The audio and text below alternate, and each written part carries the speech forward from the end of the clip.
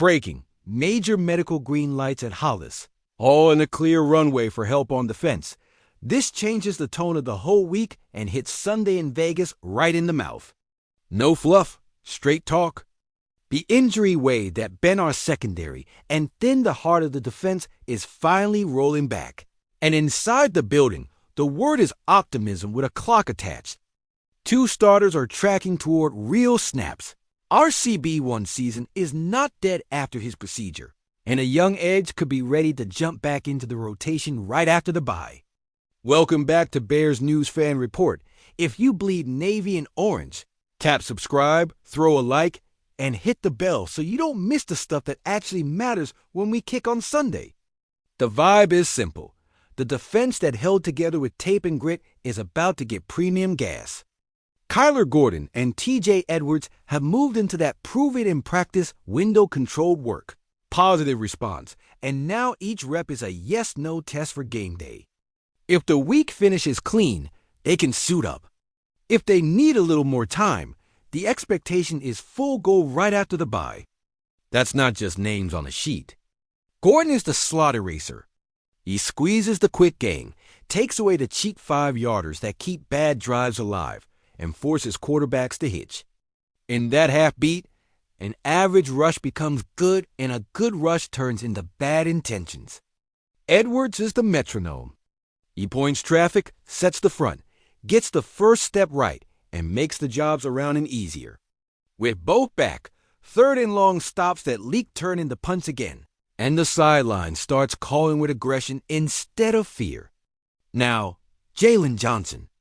He's on injured reserve after core muscle surgery. But circle this. The season isn't over for 33. The return window exists.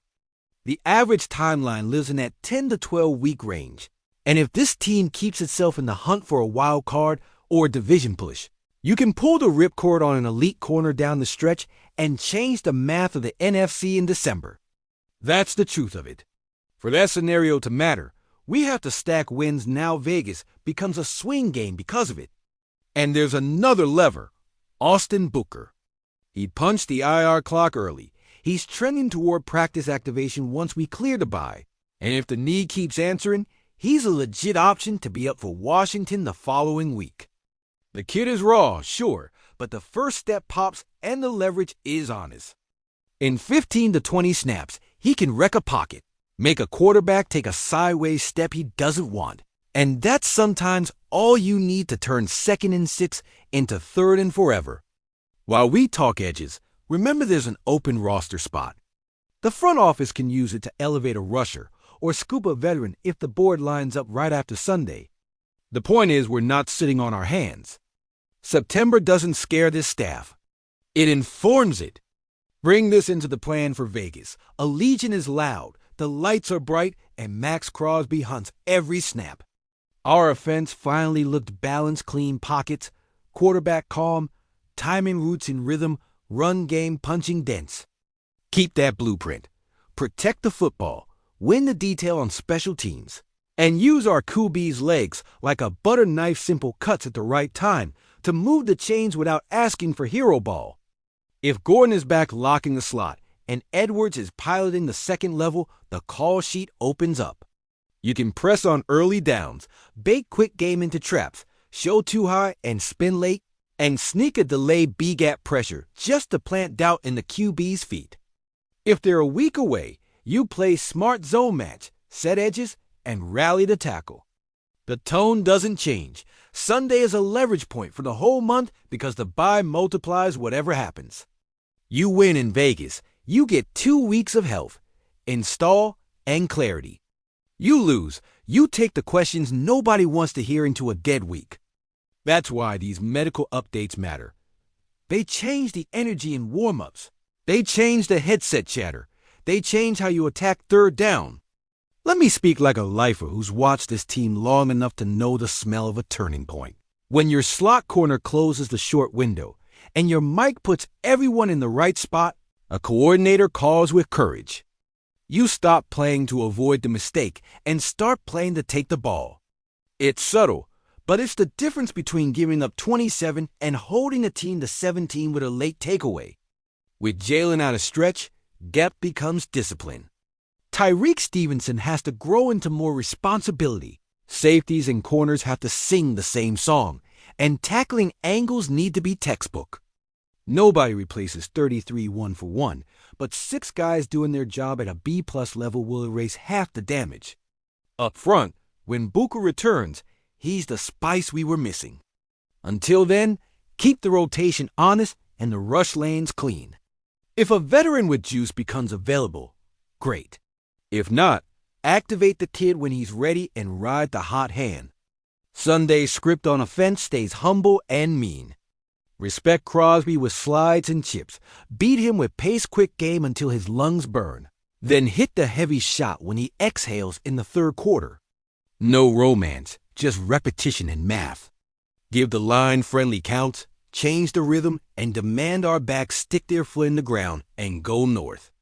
In the pass game, feed what's on time. Dig routes with a quarterback who trusts the window. Comebacks to the rookie on the boundary. The tight end up the seam when the safeties tilt.